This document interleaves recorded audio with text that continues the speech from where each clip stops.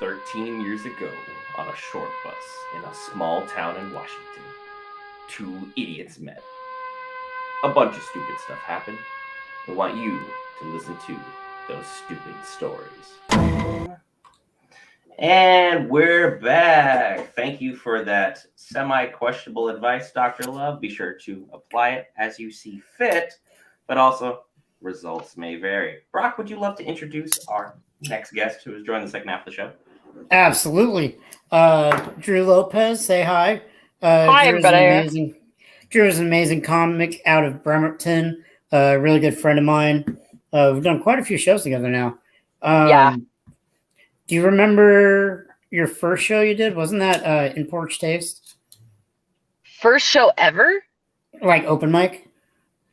Oh, man. Actually, no. I actually never did In Porch Taste for myself. I just went and watched because I loved it. So yeah. I was just like studying, like, is this like what being a comic's like in Bremerton? But I actually did cookies. Oh, that's right. Mm-hmm.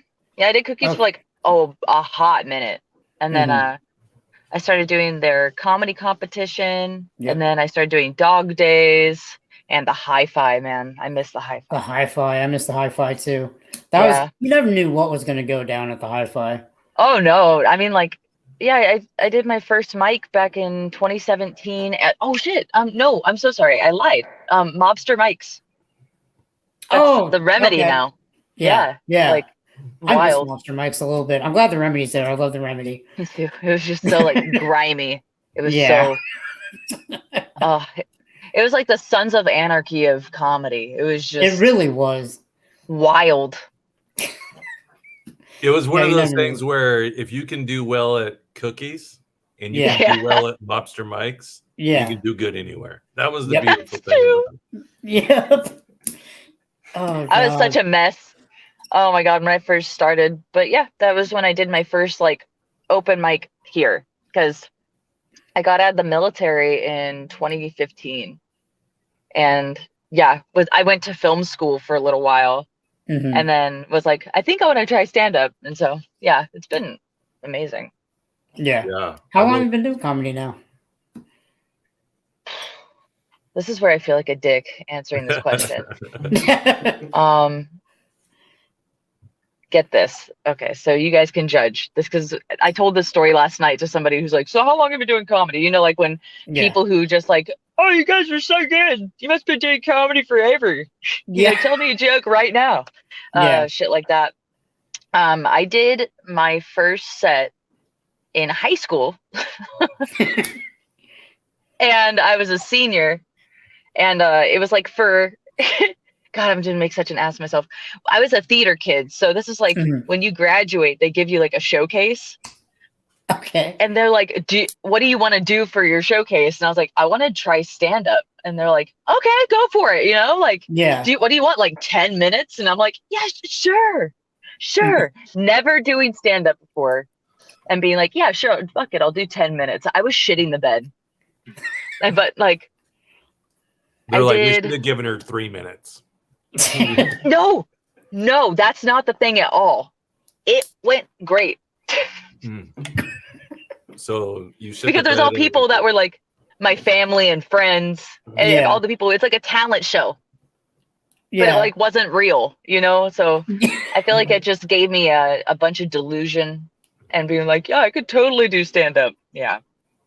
But I did a few sets and I was a part of an improv group for a long time, so it makes sense if you know me.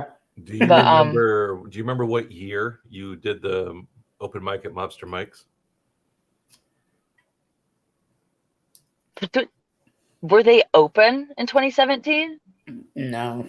Because I feel like that was the year that I started. No. 2016? Yeah. It's like blurry. Yeah. It's blurry. Do you remember who was hosting at Mobster Mics? Oh, shit. Keenan? No. Keenan Link no, he was doing sets with us. Yeah, like Brandon Graham. I think Randall was hosting Mobster Mics for a little bit. I think I was hosting it for a little bit. Tanis Gale was the first one to host the open mic at Mobster Mike's, and that was my first time on an open I don't know. Like, wasn't it Owen? Because I know he was hosting for a while. I think Owen you're right. was hosting, yeah. I'm so sorry. I feel like I should know. But okay. I remember who I did comedy with, not necessarily like who was hosting, because they're not around anymore. Yeah. You know, like I just, you know, I don't know. I'm kind of stupid like that. Like, you know, my hard drive can only fit so much information on it. You know, there's people names I need to know, and then people in the past who's just gone. You know, Sean Pickering. We know about him. Yeah. He was hosting for a while at Cookies, but yeah, so that's the saddest thing actually. I think how many people have disappeared over the time that I've been doing comedy, because in the before times when I started, you know, God, it was so different. Like, and I did not do it like for real. Like, this is shit. Oh yeah. I was like, yeah, I did stand up in high school, and then I got out of the military and was like, let's see if I'm still funny. And then I was not at first. I was a mess. But you know, as stand-up goes, you get better over time. More reps equals getting better. But I think I felt like I had my first really good set at Cookies. Okay. Yeah. Okay. And I would go there after work, but you know, because I would always work on bass and stuff like that. But now I'm unemployed, do full-time stand-up. It's a good life. That's awesome. Brent, do you have any questions? I mean, it's crazy that there's 6 years of experience there at least, 8 years over here, 10 years down here. That's a lot of comic wisdom. If you could go back in time and redo any point in comedy, Drew, is there a particular set you would get rid of, or is there just a particular venue you just wouldn't? Totally. Totally. Absolutely. It's so hard to say that though, because you don't have that hindsight at all in that moment. No. Like, no one ever there's being able to prepare for a room sometimes is just something that, at least for myself, I'm still learning how to do. Like, reading the room in the moment is different. Yeah. But preparing for a room and you've never been there before, it's kind of hard to prepare for. There is this one time that I bombed so hard, man. Like, oh my God. Just audible chirping of crickets. You're like, we're in a major city. What? No, it was at Cookies. Okay. But there was like 5 people there. And I mean, actually, I completely negate that statement. Yeah, I told the story about how we're going to go for a set. The set is what I would regret, not a venue. I actually got disowned from my family for this joke. That's how you know it's a good joke. Yeah, exactly. So, and here's the fun fact about that. I didn't really fuck with them to begin with. So I was like, I didn't know that people could disown you when you don't own them to begin with. Funny how that works. Yeah. My mom has a few siblings, and none of them have the same parents. So she has a half sister who, no way to really walk into this one. She has 2 kids with her 3rd cousin. When in America. I know, but like, we're from Southern California. This doesn't make sense. This is like dislocated Louisiana behavior. You know what I mean? Like, or like Alabama. That's some Alabama shit. You took the South part literally. It's just bad. And they claim that nobody knew that they were related until the wedding. And I was like, bullshit. You guys act like people just didn't know shit in the 70s. Like, how do you react when you come to the wedding and be like, hey, what's up? What's up? You know, Aunt Charlotte, why are you here at this wedding? And being like, oh no, you know. I was talking about their incest ass wedding, and So that's the person, and she was talking shit about my tattoos because I wanted to get more tattoos, and I like posted this picture about it on Instagram of my legs, and she's like, Drew, be careful, because tattoos are really permanent and you don't want to do anything that's too permanent. And I was like, something else that's permanent, having 2 kids with your third cousin, like you cannot laser that shit off. You cannot do that. You really can't. And I told her, she's like, well, you're just gonna gonna bring dishonor to this family. And I was like, me? Okay. All right. Yeah. No, she turned our fucking family tree into a tumbleweed. That's what I told her. So, but they got really upset about that. Like really upset. And I was like, yeah, that's like the premise. And so I recorded that, and it was like one of my first like sets of it. I put it on YouTube, and they found it and were like, do you know how embarrassing that is? And I was like, no one's going to know who you are. No one's going to, like, even I could give them your whole information and they're not going to look you up. You live in Needles, California. You don't exist to anyone. Like, yeah, so forgettable. It's hilarious. And I'm just like, if you take offense to that, maybe you just shouldn't have done it. Yeah, no, for sure. I have jokes about my brother. I have jokes about my mom. And none of them make them look good in any way. Yeah. They're jokes. But they're just jokes. They're just jokes. There might be a small sliver of truth, but a majority of it is just a fucking joke. Get over it. See, the one about this family member in particular is very truthful. That's just truth. But it's so funny. And she's an asshole, so I don't feel bad about it. Yeah, exactly. I don't. No, fuck her. Can we get a fuck Helen? Yes, fuck Helen. Fuck Helen. Awful. She's tormented my poor mother forever. There's always one in every family. Yeah. Well, it's totally bad. There's 4 siblings, but like they're all at least 30 years older than my mom. So I got like straight up evil boomers for aunts and uncles. They're so bad. 10-4 dinosaur. Where did I come from? Hell. Exactly. Right, Jesus. My family was my family fucking sucks. My family was wondering the same thing when I was growing up. They're like, where did this kid come from? And, and the reason why is because I didn't do drugs. Not yet. Not yet.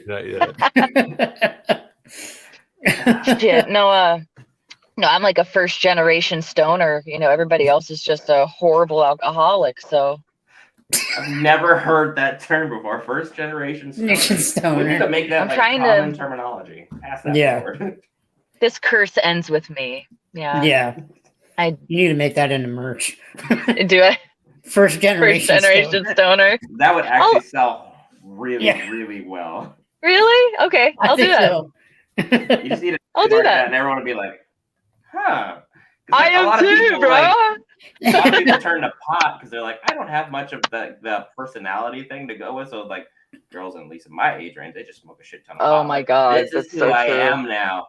That's not how that works. Substance use does not make you a unique individual. Like a lot of people do it. Yeah. I mean, who you turn into could be completely unique depending on what you do. But they don't do that. They just sit at home and watch crime dramas and get high. And you're like, all right, you do you. I'm not judging. Crime dramas are good. Enjoy yourself. It's true though. It's so true. Or like that somehow like how much you smoke weed like makes you spiritual. You know what I mean? Oh, yeah. Like they're just like I have never been more enlightened. And I'm like, no, you're just like really, really high. Like this is how it feels. Or like there's nothing better than like stereotypical like Chad discovering empathy for the first time because they got like high, Yeah. Or like psychedelics be like, oh my god, dude, I get it. I get it. No, you don't. You're just stoned. You won't remember this conversation in like 20 minutes. Oh, God. God. Great time. Time doesn't even matter. Also, yes, it does. You only have a finite amount of it. I also want to I feel point like I need out Brent has never smoked weed, so.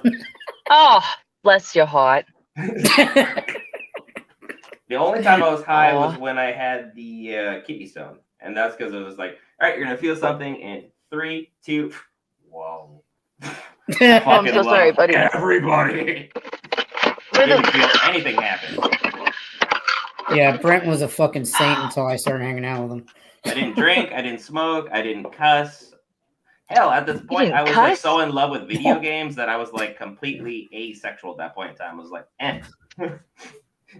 And then I hung out with this asshole. And next thing you know, now I am who I am. So thanks, Brock. You ruin everyone you meet.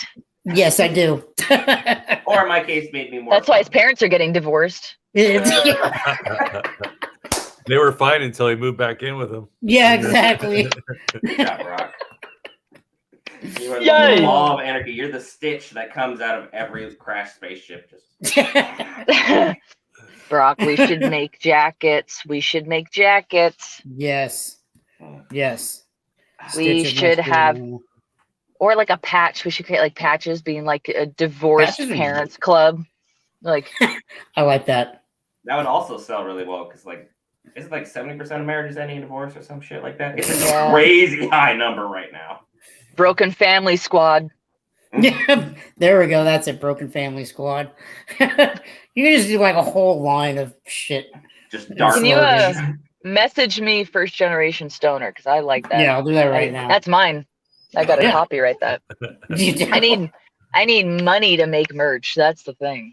Yeah, merch is not cheap. There's a couple sites where you basically don't have to pay a whole heck of a lot. You just create what you want, the logo on there, and they will send out your merch for you. So you don't have to do any of that kind of stuff. You don't get as much as you'd hope. Yeah. But as a startup, it's not a bad place to make a little extra pocket cash. Bless you. Thank you, Brock, for that text message. Yeah, absolutely. But yeah, I don't know. Like, the shows lately have been fucking nuts. Like, oh yeah. I feel so goddamn lucky to be a part of everything that's going on right now. Yeah, no, people are crazy nice. Spokane's been so much fun. I love Spokane. My home city. I like it. It's like cool. We've just been waiting in this parking lot for Frank Steiner. They're like, it's gonna be an hour wait. Is that cool? And I'm like, I guess. Yeah. I'm actually gonna be doing a podcast in the parking lot, so that works out totally fine. Did you get to meet Nick Swartzen last night? No. Mm-hmm. He didn't meet anybody. He didn't? Mm-hmm.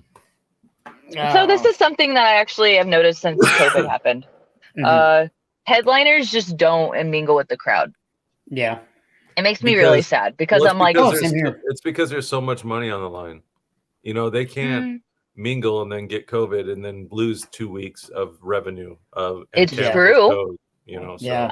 Dude, broke my heart though, because like when I saw Maria Bamford at Tacoma Comedy Club, I've like looked up to her since I was a child. Oh yeah. That makes, and I don't say that to age Maria because she's a goddess and will never be old. You know, you just feel like, of course, she heard that. But she's like, I gotta catch a flight, you know, and I just don't want to get sick, and you know, need to drink my Diet Coke in peace or something like that. You know, she's an angel. But I wanted to meet her. Oh, I bet she's like one of your heroes. I know. Isaac got to wave at her, and I was like, you got to see her like within like a 15-foot. Like you got to like see her. That's crazy. Yeah. Yeah. There's always that moment. Yeah. Oh, sorry. Oh no, I was saying I was hoping to meet Damon Wayans Jr. but at TCC, but he wasn't seeing anybody either. And I was like, yeah, I get it. I understand. Like your security team sneaks you in, your security team gets you out. No one has any interaction whatsoever. They didn't even know you got there or arrived. Yeah. Right. And like, you know, that's something that I think at this level of comedy that you really look forward to, you know, is meeting people. and being like, "I'm your Padawan, please," like. Oh, bless your heart. Can I Star Wars reference. Bless your heart. Yeah. Can I shake your hand, sir? Do you guys have a favorite comedian that you have met? Oh, no, I haven't been that lucky. Yeah, I've been that lucky. Well, no, I would love to, though. I meant out of the comedians you have met. Like, do you have a favorite? No, I just don't think I've been like able. I haven't like met anybody. Oh. Like, I wish. No, I've seen the most comedians I ever have like since COVID happened. So, okay. That's my biggest gripe is I want to meet these headliners and be like, dude. I've seen you forever. I want. Yeah. I've met. What's his butt? Fuck! I just had his name. It's a Bobcat Goldthwait, and he was. I'm cool. Jealous. Bobcat was pretty cool, and Rob Schneider was pretty cool. I got to meet him. Oh, that's cool. But his daughter is okay. Daughter's hot. She is hot.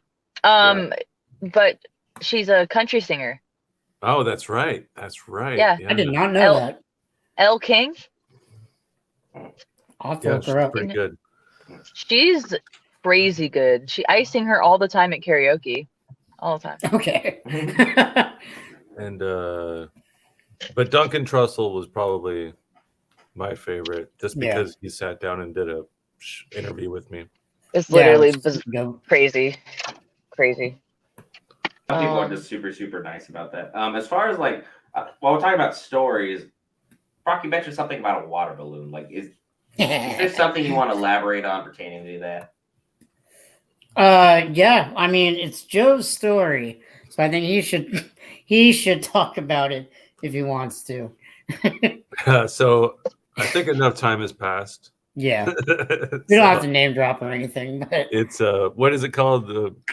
Something when so much time's gone by that you can't be statute of limitations. Statute of limitations, yeah. In Bremerton, the statute of limitations is only 2 years. I don't know what it is everywhere else, but in Bremerton, it's only 2 years.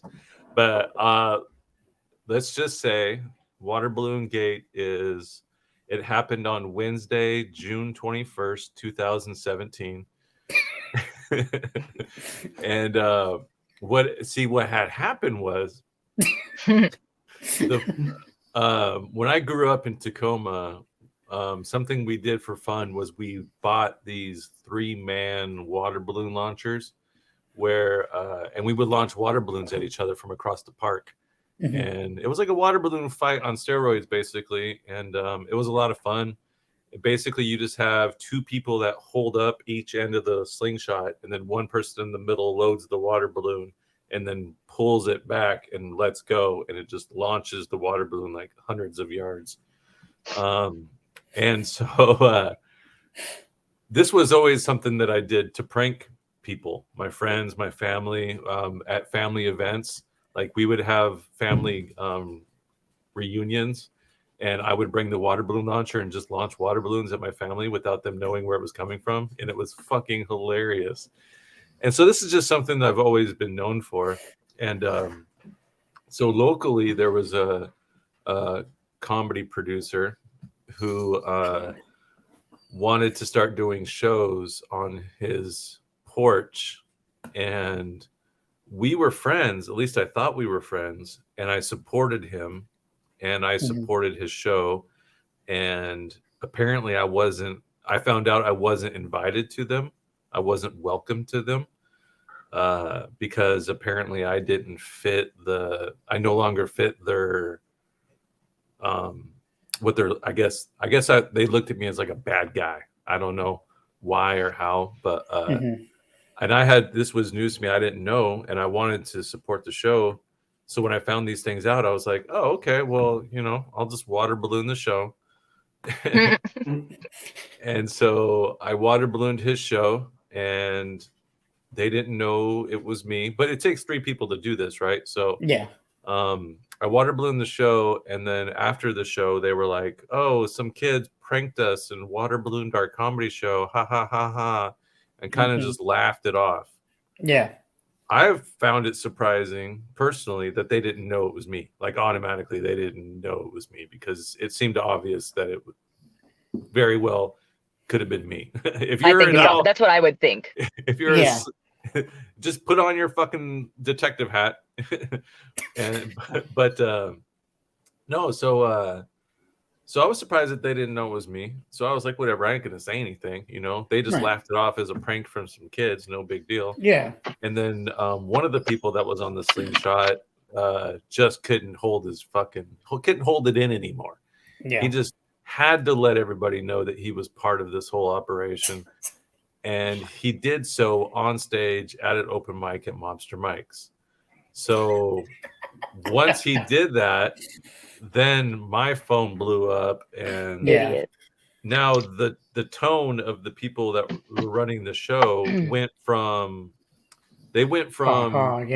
kids being playful and pranking them to, oh, they just got assaulted. Once they realized it was me, it turned into all out assault. And assault by deadly weapon. What was it? It was a water balloon. Yeah, and I said that. I said, okay, if this is a legitimate assault, then please call the police on me. Please call the police and tell them that I water ballooned your show. Please do that. I would love to see the reaction of the police officer when you waste their time with that shit. And so then the producer of that show made a post on Facebook about the attack, and he called me out as a homophobe. Oh my god. Yeah.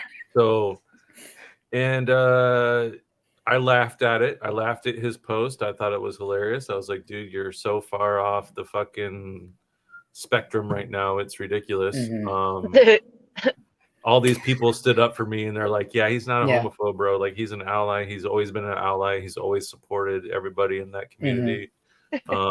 You know, so it was just funny but the thing is that I actually lost some friends because of it. Like, I lost a lot of Seattle friends. I lost some Tacoma friends in the comedy world because of that post, because they believed everything that he said about me.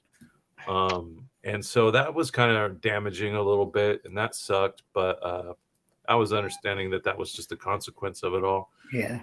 But so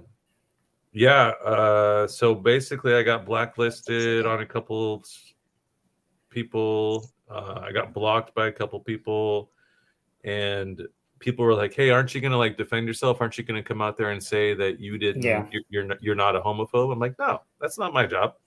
I'm not going to do that. You know, if people want to believe that about me, then let them believe that about me. You know, I'm not going to go try to change their mind. That's not who I am. So fuck it. Yeah.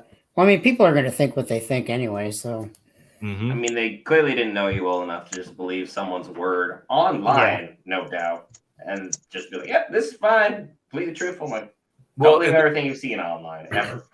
Yeah, and the biggest problem was that it was kind of blurry as to why they were trying to cancel me in my own comedy scene, but the biggest problem I had was that they made a post about how they will stand up against people who are abusers, harassers, you know, all this other stuff. And it wasn't necessarily about me. It was just about a blanket statement about how they won't support people like that. Well, one of the people that they were supporting was an abuser and got locked up for beating his wife. So I brought it up to their attention, and because they even said in the post, like, it's not easy to confront friends that are like this, but we are willing to do it. And so when I said to them, I was like, hey, there's an abuser that you guys are supporting, that you're friends with. You should not support them anymore. Right. They're like, nope, we're not going to do that. We're still going to support him. It was a mistake that he made, and you know, he said sorry, so we're not gonna. And I was just like, okay, you guys, I'm done. So Just never talked to him again. But it was pretty brutal. Like there was a lot of drama around it. I think there was a lot of people that were team you shouldn't have water ballooned his show, and then there was a lot of people that were like, that's fucking hilarious. Yeah. And I think it went right down the middle with a lot of comics, and I think that was interesting. I didn't expect that.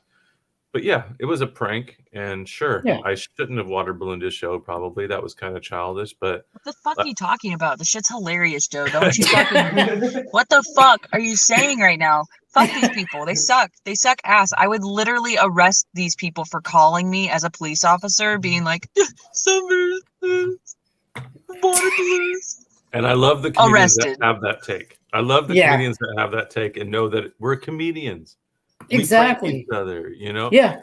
Granted, I did it as like after I did it, I honestly thought, I wonder what he's going to do to get back to me. Like as a prank. You know what I mean? Yeah. Like, well, it's because you're normal. It's like, all right, I gave somebody some shit. All right, I'm going to get some shit back. Yeah. All right, this is how it goes. And a lot of people stood up for me that were friends with this person, and they said, you should take down the post. Yeah. And it wasn't until about the fifth person that said you should take down this post by his own friends saying this to him that he actually took down the post. Yeah. But I screenshotted that shit for sure, bro. Oh, yeah. No, I remember that whole thing.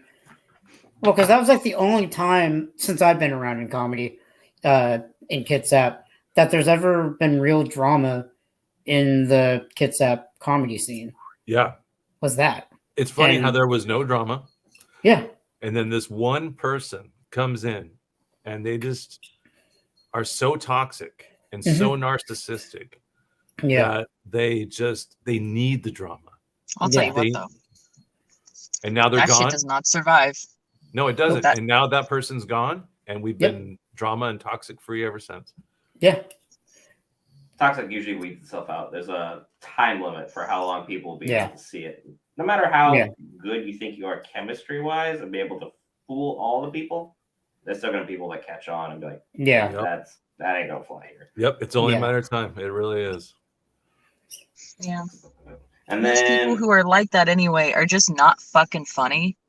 Yeah. Oh, sorry. I shouldn't say it. Sorry. I don't find them funny. That's sorry. Recorrect. Yeah. Because I can't absolutely say that someone's not funny because I don't rule that. But definitely, if they're a narcissistic piece of shit trying to cancel people in the community, fuck them. Oh, yeah. Yeah. Especially when there wasn't any problems prior. You know? Yeah, exactly. Yeah, no, you can't claim to be a producer if you are trying to actively blacklist people from the community. Yeah. That's manipulative on so many different levels. Yeah, it's just really ugly. Well, they're just doing it for the reputation. They're doing it for, oh, look at me. I'm one of those people that stand up for what's right. And then they do it so much to the point where they start shitting on people that they shouldn't shit on. Yeah. I'm sorry. I will use this as an opportunity to just any social justice warrior who's like, oh, I'm doing what's right, but you're also you're stamping out other people to do that. And it's like being another Star Wars reference. There's like Jedis where you can be a bad Jedi, just like eliminating everyone. Just be like, oh, well, I stand up for what's right. You don't know. You don't know what's right. Yeah. You can't say that. Absolutely. Is it called virtue signaling? Is that what it's called? Yeah, virtue signaling. Yeah. Oh, and I just had that happen. I didn't even plan to bring this up, but it pisses me off. Yeah, you know what I'm about to talk about. So, Brent, get this shit. I don't even think I told you this yet. But I love on air finding out stuff. It still pisses me off to this day. But I was doing a show in Renton, and and my friend Dylan was hosting, and I haven't seen him for years. So obviously, after my set, he didn't flip me shit. But he made a joke kind of at my expense, but it was funny. Like, everybody laughed, I laughed, but one person didn't laugh. This one SJW bitch Karen. that's was in the crowd, and I've been nice to her. and because I'm nice to everybody until you give me a reason not to be. And so I do it, and then I guess, so that happened, show goes on. Then the next day, I'm doing a mic in Tacoma, and she's there. And I hear, "Oh, Brock, I need to talk to you." I was like, "Okay, yeah, what's up?" And she goes, "I don't know if you heard what the host said yesterday, but when you got done with your set, he looked at the crowd and said, 'Bet you weren't expecting that.' And I found that really offensive. And I just want to let you know, I messaged the producer of the show to talk to him about that host to make sure he doesn't host there anymore because he's problematic." And I looked at her, I was like, I laughed at the fucking joke. And then she goes, "Well, that's because you're desensitized to it." Oh, wow. A desensitized comedian? What the? Yeah. What was I think of next? Yeah, right? And it's like, don't you ever fucking talk on my behalf again. So then I had to reach out to the producer and be like, "Hey, man, I did not send her. I just found out about this shit. The host and I are cool. We're friends. I laughed at the joke. That was not me. I had nothing to do with it." He was like, "Yeah, I kind of figured, Brock. I've known you long enough." Dude, she doesn't realize that damages your reputation. Exactly. That's my point. Because, like, had I not have said anything, especially had I not have known that happened, and I went back, like, the next week or something, everybody would have been like, "Hey, what's up about this?" I'm like, right. Causes like, drama. Yeah. And it's just unnecessary. Like, I'm It can a affect your ability to grown-ass get little booked. man. I can stand up for myself. Correctamundo, Brent. Correctamundo. Yeah. Yeah. Like, we hung out so many times together, and people are always like, especially when people stare at you. It's like, Yeah. You're 4'4". You're going to get looks. It happens. Unless you say something, I don't care. If you say something, I'll be the first person to be up in arms about it. You are my ride or die brother. We've been friends for 13 years. We've been through highs, lows, and a lot of weird periods in each other's lives. Like, if someone says anything to you that pisses you off, I'm the first person to go to it. Yeah. But if someone's going to do something and you laugh about it, that's my cue to laugh. You're laughing right alongside me. I can have my personal gripe about it, but that's where it dies. Yeah. Where it needs to die. I'm not your social justice warrior. You're a comedian and a damn good one in my mind. Thank you. You can go handle your own freaking battles. You don't need me to go be an internet warrior because no one picked any other class on the internet. It's all internet warriors. What happened to internet mages, man? Where did they go? No one asks these questions. But Clinton killed all the internet majors, bro. Yeah. Allegedly, yeah. Yeah, it's just like, if you guys have personal beef, you handle it personally. No one else needs to be involved. It's like, if you have issues with the producer, you handle it on your own. Or you have like an agent or something like that. I'm uninvolved. So I do have to leave soon, but before I do, I just want to say Drew Lopez just did 3 dope shows in a period of 2 weeks, basically. Yep. So on May 14th, we did the dope show in Bend. That was me, Brock, and Drew, and Jason Stewart. And then did the dope show. You did the dope show, Drew, at Tacoma Comedy Club on the 28th. And then on the 29th, you went to Spokane and did the Spokane Comedy Club dope show. So I want you to break down for us each one of those shows. Oh, fuck.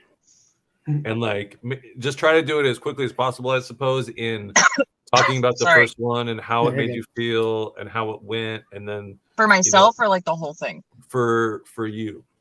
Oh, dude.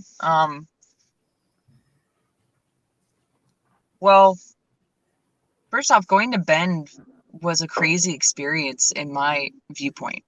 That was my first out of town show, as far as I'm concerned. That proved a lot of things to me. In my mind, it's always so hard. As I've told you guys before, it's really hard, I think, to get any true points of clarity that do not rely on what other people think of you. Yeah. And you can rely on them and they're wholesome and validating. Trying to find true validation is difficult. But I think the dope show is one of those things that does give you that validation in a really good way. Yeah, it felt like a crazy cool opportunity. Dude, what a show. That crowd was so good. Tyler's an incredible host. You know, Absolutely. It felt so good to finally meet him. You know, meeting people after the show. It's just like it's really nice to have an environment to explore your drug themed material and it be so encouraged and embraced, because God, do I have a lot of it, I found out. And like my dirty jokes as well. Like people are there for it, you know? Yeah. You don't necessarily feel as restricted by any means. It is just, you know, let loose. People want to see you get crazy, get wild. And I am there for both those things. You know, it's just, it's some real rock star shit. I could notice myself saying that multiple times over these last few weeks. I feel so insanely fortunate and grateful to be included with all this. And the Tacoma one, like that shit was wild too, you know, like you go to these comedy clubs and practice and do the mics and everything like that, and then to get in that green room feels crazy, you know, hanging out with other comics, everybody's got their different styles going on. To make the whole room laugh though and get those big laughs, like fuck, that felt so good. Yeah, no, it was just a crazy feeling. I'd say probably my favorite room was last night. Spokane, yeah, nuts. It but Tacoma Comedy Club, I think it's only lesser because it literally is not as big. Yeah, that's it. Well, also too, like Spokane is kind of like a Bremerton in a sense. Like they're kind of sister cities a little bit. Yeah. So I think as far as like your style of comedy and your material, it's going to land really good there. Yeah, it did. You know, and I was like, I felt so, like I said, validated. You know, like. Yeah, it's funny because as a gamer, the way that I equate the dope show is that it's like using a cheat code, right? It's like the crowd that you get is like using a cheat code. So you go into the first level of the game, 3 people there. You go into the second level of the game, maybe you're performing in front of 40 or 50 people. But then if you put in the cheat code, then you get a full 200 to 300 people. You know? Yeah. And it's like you just unlock the cheat code and you're like, okay, let's go, let's roll with this. And it's just like, it almost feels unfair. It almost feels like this crowd is so good that Tyler brings to these shows that like, you know, it's like almost expertly crafted. Yeah. And it feels good to be true, but it's also, like you said, very validating feeling to be like, okay, great. I can, when the show rises to the occasion, I can rise to the occasion with the show. And the sense of validation. To hear from Tyler is just so nice. Like, you know, I made sure to tell him personally, I was like, thank you so much for these opportunities. Yeah. It has been nutty to me personally to be here for all these, like, just keep on killing it, you know, you keep on, you know, bringing it. And I'm like, that is another core memory has been developed. But like, I like the demographic that I appeal to as well. I got to see a really good sample of that. In all 3 clubs. I like that, like the young gays and young women are all about it, love it, and like the occasional older man is just like, love what you're doing. That's part of it. I'm like, yes, sir. But and they're the ones that always have to wrap their arm around you when they're talking to you or some shit. Right. You know? They're love the fans. But I don't know. And like frat boys, I love like the bros. Definitely appealing to bros. Love it. Yeah, it feels really good. I don't know. Feels like it's going places. I'm loving you know, fixing jokes from one show to the next. Like there was I did which joke? I did the pubes joke at last night. That shit like killed so hard. Nice. That's amazing. Yeah. And that's awesome. The HOA. And I remember my tagline. I remember the birds, the bees, and bushes. And this lady over in the side, she's like pubic hair, and I was like, That's perfect. And so like and that's the thing, right? Is Susan Jones took me on the road a few years back, and I got to see her and Sam, Damaris, Okay. perform at multiple shows back to back over a series of a week, and to see them perform at different venues each time and see the differences between each set felt so good, because it allowed me to know that it doesn't have to always go by the script. Right. You have the script, but you also have the freedom to go with the punches and roll with the venue that you're at, and change it up appropriately and not be afraid to freestyle. And I think also too, being on the road as comics, I know this is a topic you guys wanted to touch on. One of the best things about going on the road with comedians is the time on the road that you can bounce ideas off each other. Yep. You can talk about your set. So you go to the first show, you perform, and then on the road to the next show, you talk about that set and how it went. Like, oh, maybe I should have said this and that. And then you can give each other taglines. So when you hit the road with comedians that you get along with and that you actually care about, you're helping each other as you go from show to show. And that's way more awesome than going to the same open mic every week in your hometown. Yeah. Yeah, absolutely. It's completely different. So on the road, you can gain so much more. Yeah. Well, I think it goes back to that XP thing you talked about earlier on in the episode. Like, going on the road, you gain so much more knowledge and wisdom and experience because you're confined into a space with other comedians to where, you're to pass the time, you're bouncing jokes off each other or different premises and or just any nuggets of wisdom you may have for each other. And like, one thing that to me stands out is how you broke down what it takes to be, a headliner versus open micer, and like the time frame. Because I think, including myself, not a lot of comedians really think about that, and I'm guilty of that too. But you're absolutely spot on, because a huge part of this business is putting in those reps and getting that stage time. And that takes time. It takes a long, long fucking time. So, yeah, that was definitely one piece of wisdom that still sticks out to me. And there's more there. I'm just really not good at like regurgitating it unless I'm asked. If you ask me, then I could be a wealth of knowledge, but I'm not great at just throwing it out there. No, I'm the same way too. Yeah, but I feel like something I want to mention real quick before I leave is if there's any comedians that are watching this, the key to comedy, I think, when you start is to never quit. Just never fucking quit. Like, always set aside time to at least commit a certain part of your life to stand-up comedy, to going to open mics, and never quitting, because so many comedians after like 1 or 2 years quit because it takes about a year or two for them to realize, wow, this is actually hard. Like, this takes work, this takes effort, this takes commitment, and even if you're only given 20% of your life, that's still a lot, and so I just say never quit, because the one thing that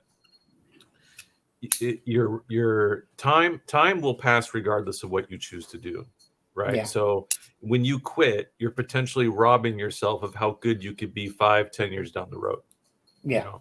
And you're robbing yourself of potential greatness and the dreams that you have in comedy. So if you never quit, you have the ability to at least put in the time, and then good things will happen. If you put in the time, good things will happen. You will get rewarded for that time. Yeah, absolutely. Whether or not you become famous or you're actually really funny, none of that really matters. The only thing that matters is that you're giving yourself that opportunity to be that person and to fill those goals, So just never quit, basically. Yeah, absolutely. To kind of piggyback off. Oh, go ahead. Oh, I was saying that applies to a lot of things in life. Yeah, no, absolutely. But what I was saying is, like, to piggyback off that is, like, you never know what show you're going to meet that one person that really impacts your career from that day on.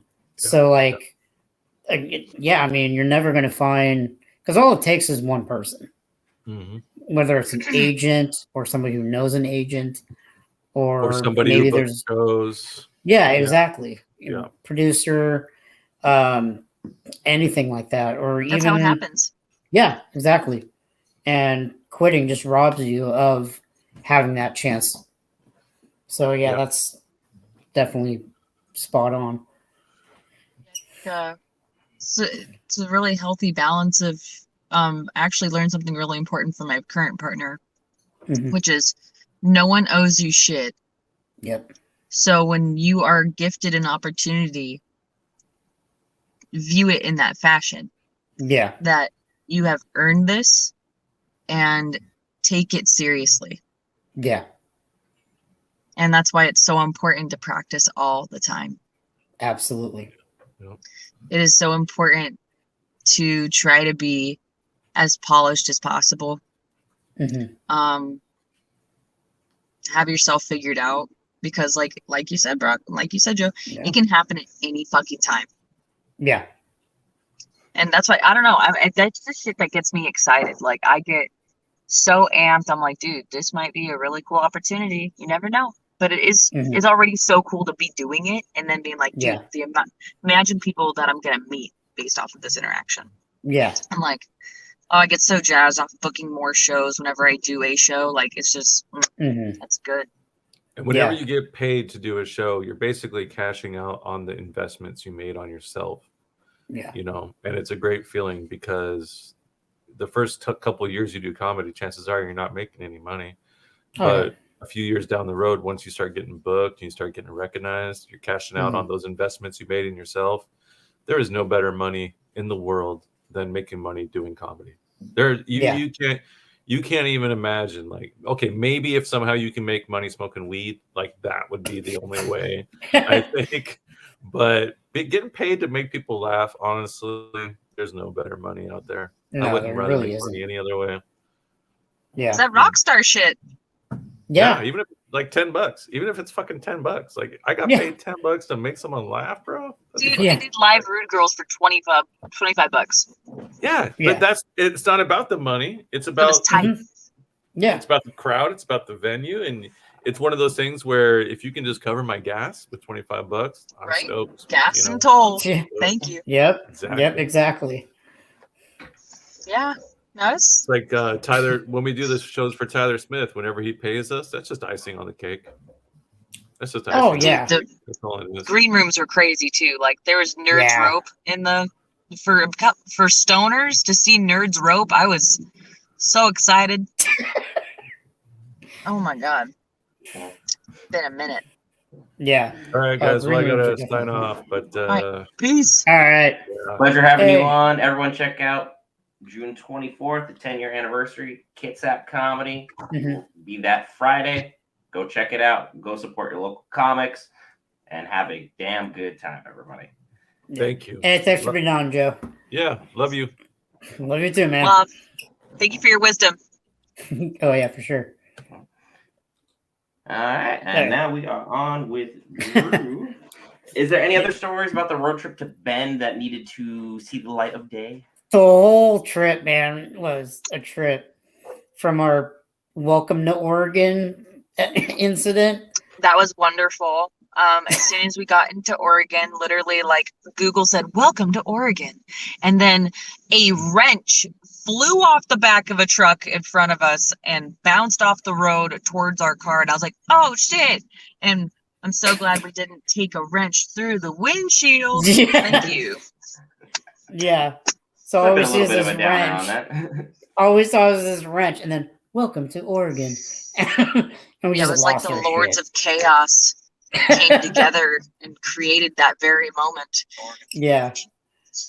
And then I was like, I hate myself for that pun. And then did you want to say hi to Brock? Oh yeah, Kyle.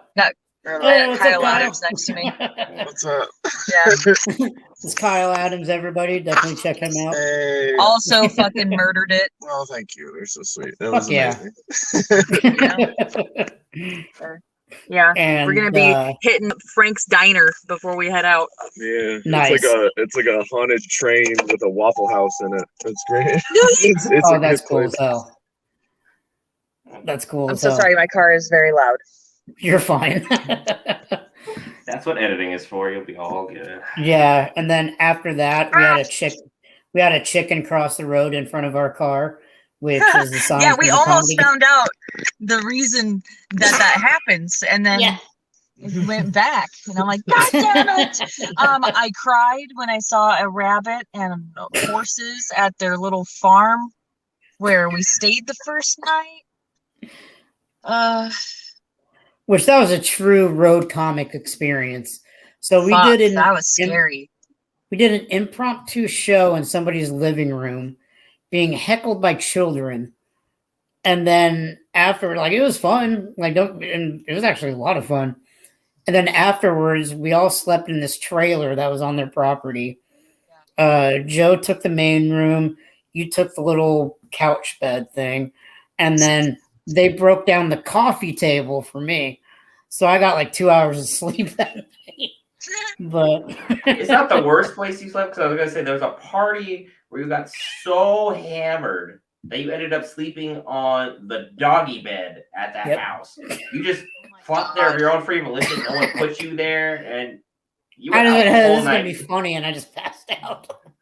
It's fucking amazing. I bet you it was comfy as fuck. It was comfy as fuck.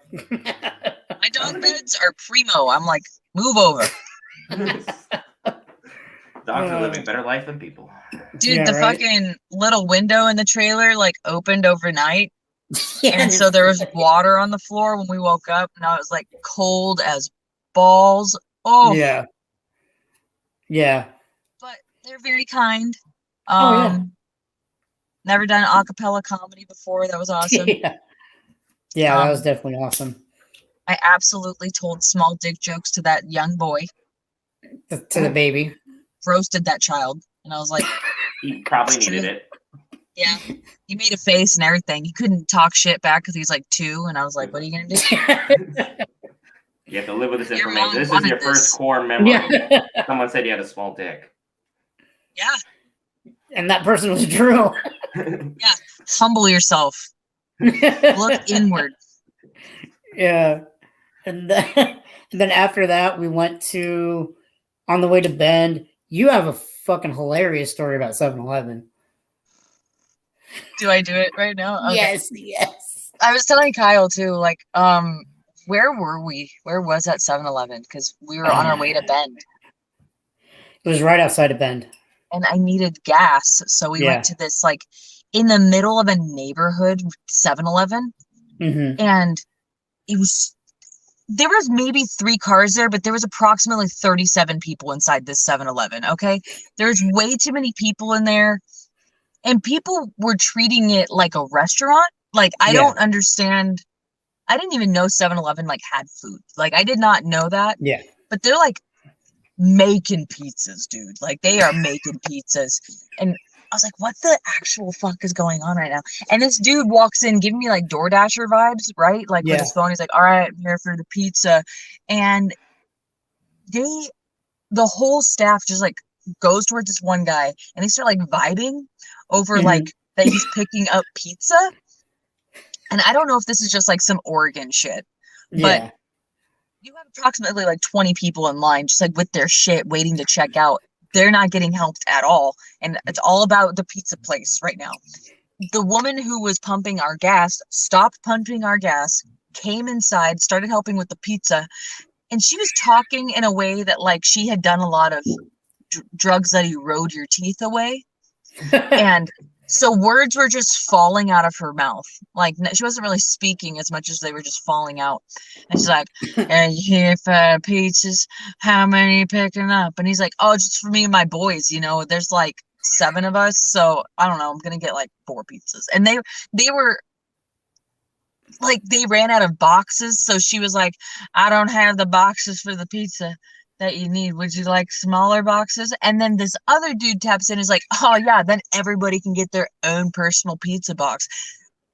And then they started like complimenting each other off of their pizza boxing choices. Like, yo, I like your style. I like how you box pizza. And I'm like, what the fuck is going on? Were they at least dressed like hipsters? No, just all AM/PM uniforms. Yeah. Or no, not AM/PM, sorry. 7-Eleven. Yeah. Whatever it is. And I'm like, I didn't know that you could like bond with someone based off how they prefer their pizza to be boxed. Yeah. Never crossed my mind. They started doing it, and there's like a sandwich box, like it was like very tiny, and she just started like stacking slices in there, like cheese stuck to the bottom of another slice. It's fucked up. And this guy's like, yo, that is perfect.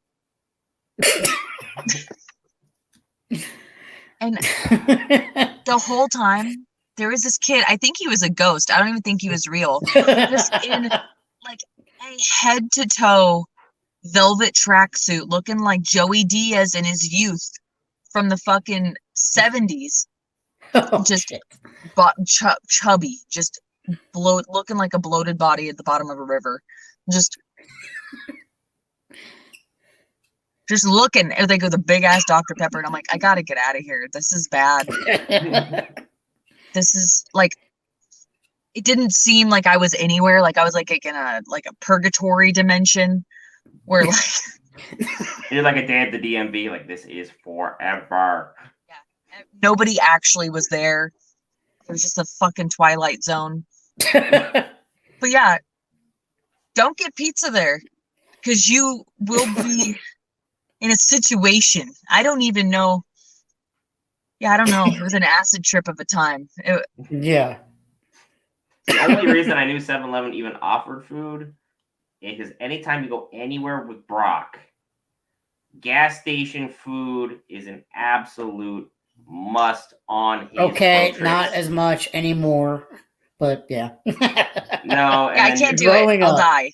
Yeah, growing up, yeah, I ate a lot of that shit. You ate so much gas station food, I have no idea how your body was able to function. But then again, people have told me horror stories about gas station bathrooms, which is why I prefer my home toilet to anything else out there in the world.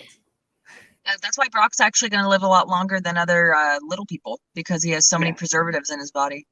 Yeah, there we go. Hey, I like that. That's a very original take on that. First generation stoner, dropping some wisdom on all of us. Yeah. To give. And then and then after that we got to the show. The show was great. We had a lot. We were both fucking nervous as shit, but the first one, yeah. Yeah. Oh yeah, you had to bite the bullet. And yeah, it was a lot of fun though. And then afterwards, so like I went out first, so that was scary. I went out first. Yeah, no, but you fucking killed it. Thanks. Yeah, and so she goes up, I go up, and then at this point, I really haven't smoked weed in like 2-3 months, except for maybe a hitter there when offered, and then Tyler gives me like this infused hybrid shit. So after I'm done, I am baked out of my skull. And then afterwards, I get up there, and I haven't seen my high set yet. I'm waiting for Joe to send it to me. It was good. Yeah. And then afterwards, the show ends, and Tyler was like, "Oh yeah, you guys get free food," and we each got like a chicken strip. And I'm just sitting there high out of my mind, munching on this chicken strip. And I walk out with this stupid grin. Yeah, it's like the size of my face. Yeah. And I walk out, and this audience member is standing out there, and she just starts laughing. She's like, "How you feeling?" I'm like, "Fucking great." And just keep walking and eating my chicken strip. Yeah, I was like, we don't have to say shit. We just walked out of a show where people know we're stoned as balls with a chicken strip in hand. Living the high life for comedians right now. I'm living my best life. We were. I'm not gonna knock chicken strips. When they hit. So always. Oh yeah. Be mad about that. And then the next morning, we pretty much got a free mimosa each. Get drunk at Black Bear Diner. They want you to be as fucked up as possible. Eat their food. Yeah. But yeah, I think that brings us to the reverse interview, which I'm slightly nervous about.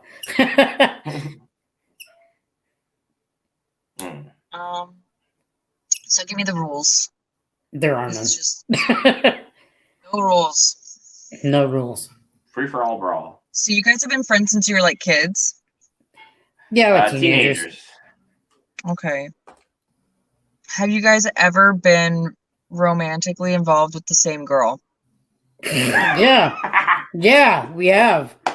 More than one occasion. I'm a psychic. Brock, you how do want you want to elaborate on that one? You want to explain, Brent? There was a girl that Brock was head over heels for. Just crazy about this girl. Like, he'd been talking to her for months and months and months. We went to a party. Brock spent the entire time trying to schmooze and sweet talk and just talk to her. Spit the zero game I had at the time. And she's basically ignoring him, talking to me the entire time. And I was Brock's accessory wherever he went.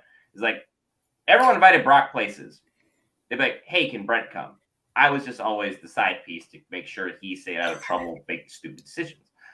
So I was just there, and she was talking to me the whole time. Everything's fine. At the very end, she gives me her number. I'm like, just trying to give the number to him. And she's like, don't do that. I want you to have my number. I'm like, and then things continue to escalate until it was at one of Brock's house parties that he threw, where eventually I hooked up with this chick when I should not have. In my house. Well, in my parents' house. It was your parents' house in the guest room. She was okay, and the funny thing about this girl is Brock was interested in her first. I dated her for a couple months. After that, she dated our friend Ray. Yeah. We were the only three in this friend group. She made her way from one person to the other, if you count Brock being so in awe of this one. She skipped me and homie hopped my homies. Like, he was a nice girl, but yeah. She sounds like a fucking hoe. She was a hoe. Because after you two, she went after Shawble. Remember that? Oh, I forgot. Hey, no, you sound like a nice guy, Brent. Not calling her a hoe when she was a hoe. She was a hoe. She was a hoe. I don't want to be that guy because there's already enough people out there who do that kind of I'll be that guy for you. Yeah. Yeah, fucking destroying my boy's soul, Brock over here. Fucking, what a bitch. What a trifling bitch. Oh, I think that's that incredible. was the only time that happened. I think there was another girl that you were interested in who gave me her number, but I threw that one away. I didn't want anything to do with that chick.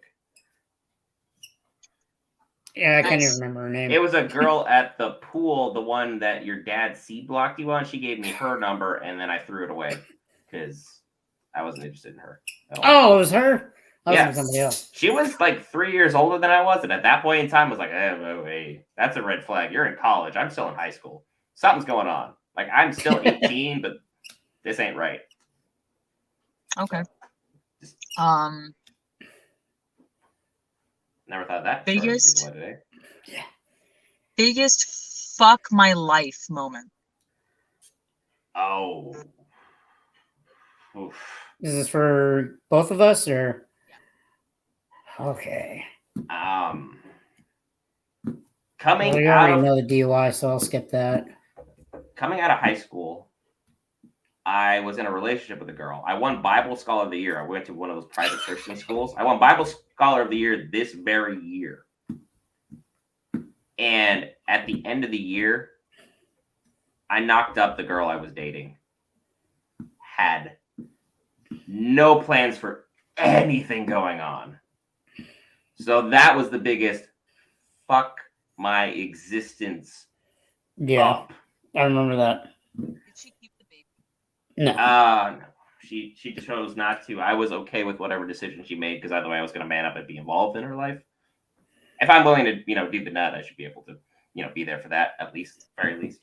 But No, she chose Right not to, and then she moved on with her life accordingly. We separated, and it turns out that I was being She was cheated on boning like, other dudes. maliciously. So I don't. But she was I a don't, hoe too. I don't know. Well, I've been cheated on every relationship I've ever been on, other than the current one. So Fuck, you're right. I didn't even realize that. I don't know. I think my biggest fuck my life moment got to be the DUI. That's fine. Yeah. That's a pretty hard one to top. Yeah. Well, and details I haven't said on stage. So, like, obviously, like me going to jail, I was scared shitless. So it's like, but not only that, but I knew it was going to be super expensive. And so I had like, at that time, I had a lot of money in the bank because I bought into crypto when Bitcoin was at like $600. And I ended up spending every penny I had saved up to that point on this fucking case, trying to fight it. And That's even sad. though I had a good case, the judge just fucked me. And yeah. I'm so sorry. So it's all right. It's all right. I'm kind of making money on. Haven't made it all back yet, but I'm slowly chipping away. Yeah. Okay. We'll end it on a good note. Yeah.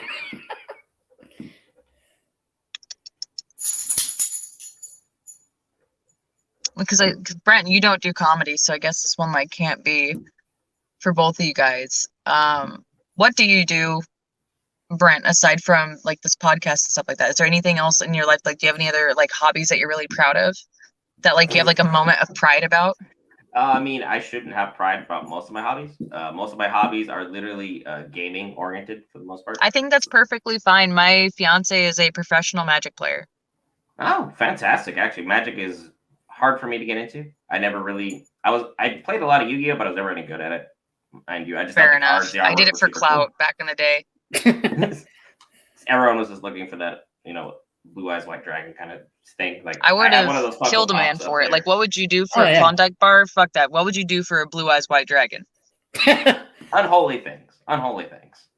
My standards were not especially high, especially that time. But no, I play a lot of video games in my free time, and like mostly I do podcasts here with Brock, of course, for Living with Humor, and then I do podcasts for another group called Geek Variants, and we talk about all things going on in the world of geek, whether it be Marvel, whether it be DC, whether it be we talk about The Boys, we talk about upcoming video games. We're doing a lot of Star Wars content now because Star Wars is just the gift that keeps on giving at this current point in time, and just so everyone knows, we're recording this the 30th of May, so. Just so you know, Obi-Wan just dropped, so we got a lot of content for that, and then the new trailer for Jedi Survivor, which we did a video breakdown on that as well. So nice. I really enjoy that kind of stuff, and it's that in gaming. I don't really do too much else. I'm very much a homebody. I was gonna say, the question being, is there anything that is like the it moment that you just have in your mind that makes you so happy to keep on doing comedy or gaming, like that, just a moment of like passion where like it was just super awesome and excuse me, like surreal. It's like surreal how cool it is. Star Wars Battlefront 2, back when I was a teenager, there was ranked lobbies and there was a top 100 leaderboard worldwide, and I managed to crack it because teenager, infinite free time, wasn't talking to girls. I was a good kid before Brock showed up. So I cracked the top 100, and I was able to crack the top 80 players in the entire world. And it got to the point where people would recognize me in a lobby, and if they weren't good, they would leave because they didn't want to play with me anymore. I was like, it kind of felt nice, but also kind of felt bad. I'm like, oh, these are probably just adults trying to blow off some steam in their free time. That's pretty cool. So. Yeah. And then Brock, that's awesome. I think I knew you when you cracked that top 100. I was telling everybody. I was so stoked that I put the time and the effort in to just get to that point in gaming, especially about a series that I was passionate about. Because I mean, I'm sure those of you at home can see I have Star Wars stuff everywhere. So to have anything about my favorite genre of just anything ever, and be like, yeah, you're cracked our top 100. That was a lot of vindication. That's cool, man. And for you, Brock, anytime your moment of pride? For comedy, there's been a few. Definitely after my first open mic. Because Brent, you might remember this, but Kane Holloway was there. And after my set, he came up, and I didn't know who he was at the time. And he came up to me. He's like, hey, man, if you didn't say that was your first time, nobody would have known. Hope to see you around. That was so Do you remember nice. that, Brent? I do remember that. I had no idea who that was. And we looked. I didn't either at the I think time. we looked it up like on the way home, and we're like, holy, who is Yeah, that? because he was like just breaking through around that time. Yeah, because you got up there because I was leaving state. But yeah, the one thing it's his fault I got on stage. The one thing I'll always give you flack for is you always give me credit for you making it. I never put the time, the effort, or the energy into any of this. You did all this. I was just the one to be like, get your ass on stage. You're funny. You can do this. That was it. Yeah. I didn't do anything else. You did everything else. Yeah. Well, thank you, Brent. That's pretty badass. Yeah. So it was that, and then I want to say my first paid gig where I was like, and I barely made any money, as we all don't, but I just remember like getting handed that cash. I was like, I'm a professional comedian now. You were so giddy. I remember that text. You were I was like, I just got paid $10. Like, I remember being super, super excited for it, but also in the back of my mind is like, it's just he hasn't been getting paid this whole time. I was like, but I didn't unveil that curtain of comedy yet, so I was like, oh, I didn't know. You definitely love the game. You game. always got paid. Oh yeah. So I think those two, and then most recently opening for Titus. That's definitely a crowning achievement. Considering what he meant for you as both a human being and as a comedian, like Christopher Titus, that's God, you were giddy. Oh God. Well, like he's had such an impact on me as a comedian. Like, hey, he's the guy who made me want to be a comedian. So that alone is like, it's just like a dream, you know? Yeah. Yeah. That whole God, I rode that high for a long time. Fuck yeah, dude. You should. You earned it. You put in the time, money, and effort for someone of his caliber to know you exist. Yeah. And then book you. That's huge. Don't sell yourself short. Yeah. Oh yeah. I hope I hope I get one of those moments in the future for sure. Oh, you will. The way you're going, you definitely will. I'm so sorry. Somebody was just like, really waving their dick around back there with their loud truck. What'd you say? Oh no, I said you definitely will, especially with the way you're headed. It's like you're busting your ass. So, oh yeah. No, I got a lot of respect for man. you. It feels good though. This is so much fun. Yeah. Oh, for sure. It's definitely like, wouldn't do anything else. It's everything I've ever wanted for sure. Yeah. Yeah. 100%. I hope I can keep on doing it like at this capacity and better, forever. Yeah. Yeah. No, 100%. Mm-hmm. Yeah. I don't I definitely not giving it up. Obviously there are times where like this is fucking too hard, but there's times where it sucks, but yeah. If it didn't suck, you wouldn't be a real comedian. So exactly. Or at least that's what I tell myself. I am really looking forward to June 4th. That's going to be my next big show. I'm going to do some open mics this week, just really get it together. But I'm the only like comic that they hired me to do it. So nice. I'm excited. They said I can do like 30 minutes to an hour. Oh, fuck yeah. So you get working a lot of material. Okay. Well, you have a shit ton of material. Huh? You have a shit ton of material. So you can fill a time slot. Organizing it into something that I'm really happy with, I think is going to be the challenge this week. Yeah. I'm going to try to stack together at 3 different open mics if I can. Just try to squeeze 10 minutes. Yeah. Yep. And string them all together. So I at least, I'll be happy with the 30 that I bring for sure. And I don't know. I just feel like doing 45 is so rude. When there's like other people like musicians coming up, Yeah. Yeah. So I don't know. It's gonna be fun though. June 4th at Charleston in Bremerton, and that's gonna be at 7 p.m. Nice. I have the poster on my Instagram. Nice. And as the show will be dropping on the 15th, is there anything you know for later in June that you'll be plugging or got the booked at this point in 25th. time? Well, I'm gonna be on the showcase for Joe's 10-year show on that Friday, and then I will be doing live Rude Girls at Tacoma on that Saturday, and that'll be at 4:30. Don't forget the other big one we got coming up, Nate Jackson's. Oh yeah, the super funny comedy competition. Yeah. Yeah, we got that on June 22nd. Starts at it's that Wednesday. Yeah. Mm-hmm. Yeah. So if you are listening to the podcast, check out their shows, plug their shows, tell your friends, pack the house, just go out and support your local comics. Because now you've seen a little bit behind the curtain, you see what they go with, what their process is, and just the trials and tribulation it takes to make it in their particular field to the level of success that these two have both had. Go support, go help them out. Yeah, absolutely. Yeah, that's all the questions that I have, though. Reverse interview. Yeah, no, I think that's a wrap. All right, this has been we're gonna go pig out. Awesome. Hey, you enjoy your food. This has been Living with Humor. Thank you for having me. Are you serious? Thank you for being on. And I think we'll definitely have the two of you back on as well, and definitely get Kyle on here too. So, yeah. Dude, we just did some ASMR. I said you took a nap over here. Fucking podcast ASMR. That's awesome. It could be a new niche drama we could start. Check out our OnlyFans when we get that going. That's some comedian shit only. Like that has to be. But check us out on Patreon. Check us out on TikTok. We got Uncle Tony and Dr. Love will be hitting there pretty loud and proud by then. Instagram is alive and booming. Twitter's taking off. We got our Facebook page.